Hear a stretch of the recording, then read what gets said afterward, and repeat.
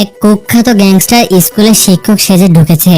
আজই ছিল তার স্কুলের প্রথম দিন। যেদিনে সে স্কুলে ক্লাস করতে যাবে তখনই ক্লাসের বাইরে দেখে প্রিন্সিপাল দাঁড়িয়ে আছেন, গায়ে বুলেট প্রুফ জ্যাকেট। ঠিক তখনই পাশে ক্লাস থেকে কাঁদতে কাঁদতে ম্যাথ শিক্ষক বেরিয়ে এলেন। অবস্থা একেবারে করুণ। নতুন শিক্ষক এই দৃশ্য দেখে অবাক হয়। আসলে এই স্কুলের বাচ্চারা ছিল অনেক দুষ্ট।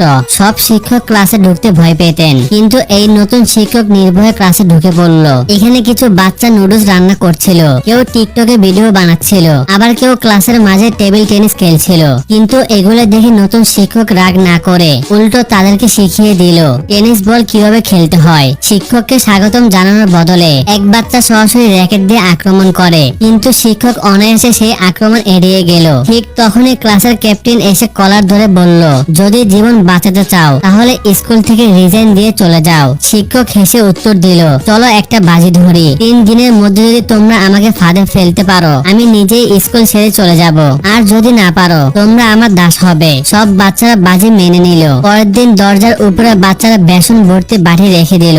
শিক্ষক দরজায় ঢুকতেই তারা দড়ি টান দিল, কিন্তু শিক্ষক তো তাদের গুরু, সে সঙ্গে ছাতা এনেছিল, ফলে বেসন উল্টো বাচ্চাদের গায়ে পড়লো। শিক্ষক বসতে বাচ্চারা তার দিকে জিনিসপত্র ছুঁড়ে মারতে লাগলো, কিন্তু শিক্ষক ছিল বিদ্যুতের চেয়েও দ্রুত।